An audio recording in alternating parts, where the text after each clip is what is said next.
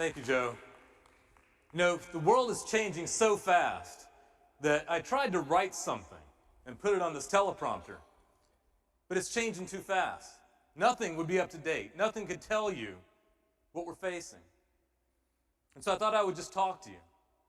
Talk about the world as we see it, what we think is possible, what we think is coming, and how we keep our commitment. We keep our commitment to this country, to the world, and to the students right over there. How do we do that? Look, we're gathered in a moment of turmoil. It's turmoil. And I don't want to sugarcoat that. And we have things that we have to adhere to. One of those is that science and engineering and medicine are searches for truth. Searches for truth and facts, objectivity. We live in a time when that seems under threat. It seems under threat. And we have to be able to say that. We have to be able to say that. We have to be able to say it succinctly and clearly when it matters. We have to be able to say, on a day that we're gathered here at the AAAS, that some of the people leading the scientific endeavor are the wrong people. So let me just say this clearly. Robert F. Kennedy Jr. is not the right person to lead the Department of Health and Human Services.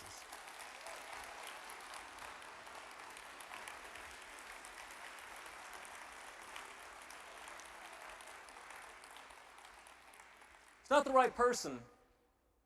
He's not the right person because solving disease, curing disease, addressing health requires objectivity, requires a search for truth, requires science.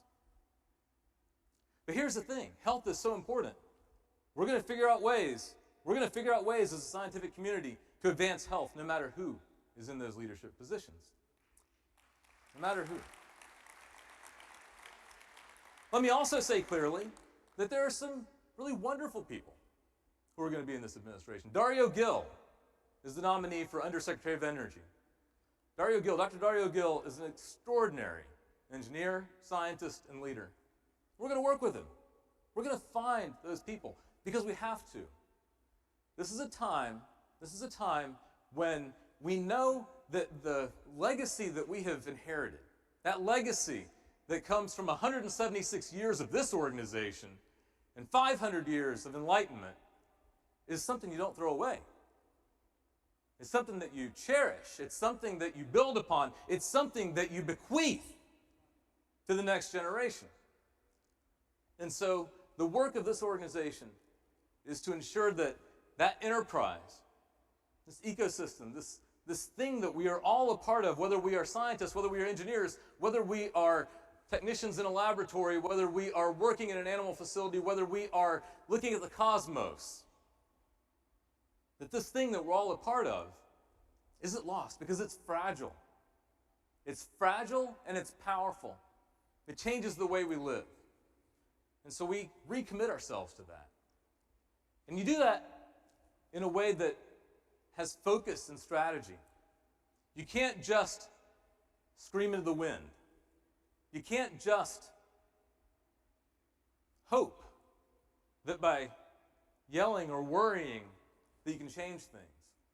You do it by being inspired by that, by being animated by that, by getting passion from it, but then channeling that into strategy and focus, into understanding what's important in the coming weeks and months. We are living in a time, this next month is probably one of the most important months in the history of science and technology in this country. And I say that without hyperbole. I'm not one to tend toward hyperbole. I say it because there are pieces of legislation, there are things in front of Congress that are going to matter, and they're going to matter, ironically, by Pi Day, March 14th.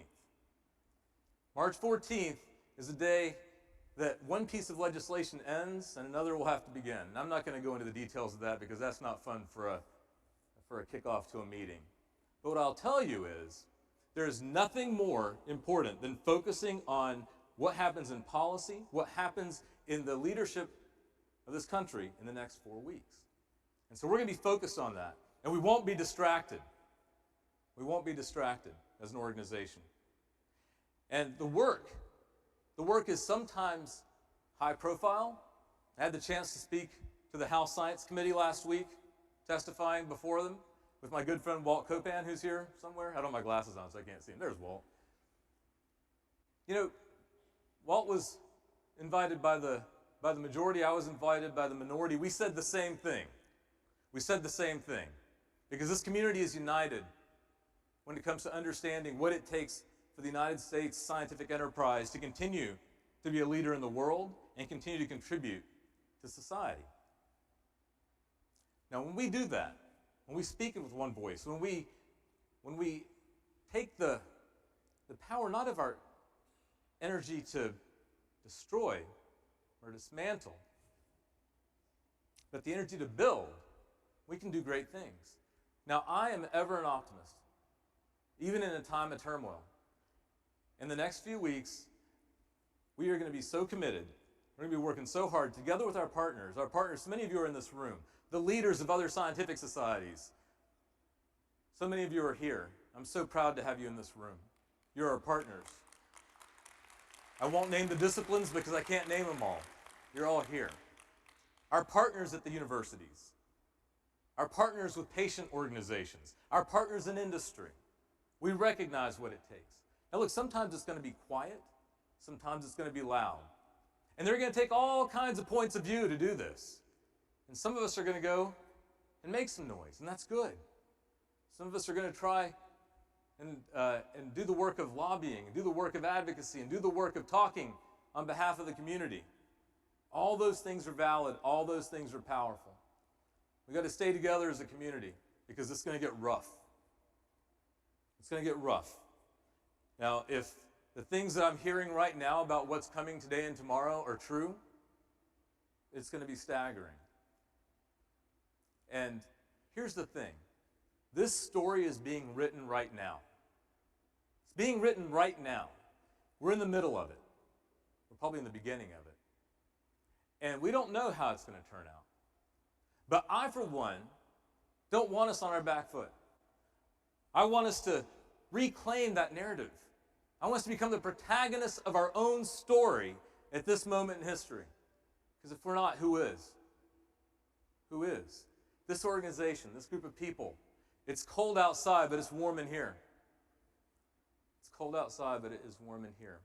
And I could walk through all the different things that we're doing on your behalf to ensure that March 14th has a good outcome. And then what comes after that is even more important because we have to do the work of reconnecting our scientific enterprise with our communities. We have to do that work. And that is long-term work. That doesn't happen with an ad campaign. It doesn't happen with something that you just buy. It is the work of being of our communities. We have to do that work. But I want to do it with you. I want to do it with you. And so you have my commitment to understand that destruction for the ill-conceived notions of cutting costs didn't put an American on the moon, and it didn't wipe smallpox from the face of the earth. Didn't do that. Destruction doesn't do that. Building does that. And so we're going to work together to see that we come out of this and write this story in the way that we want to. I can't promise you that every battle is going to be won. I can't promise you that we won't lose some. What I can promise you is that the legacy that we leave, this generation of scientists and leaders of this enterprise, that we're going to be bequeathing something to the students, and we're going to be collaborators and partners to the rest of the world. I know we have delegations here from around the world, that we will put every ounce of effort into ensuring that this enterprise stays strong, does what is right for the community, and does what is right for our American community. We have to do that. We have to do that. So I want to thank you for being here. I want to thank you for your passion.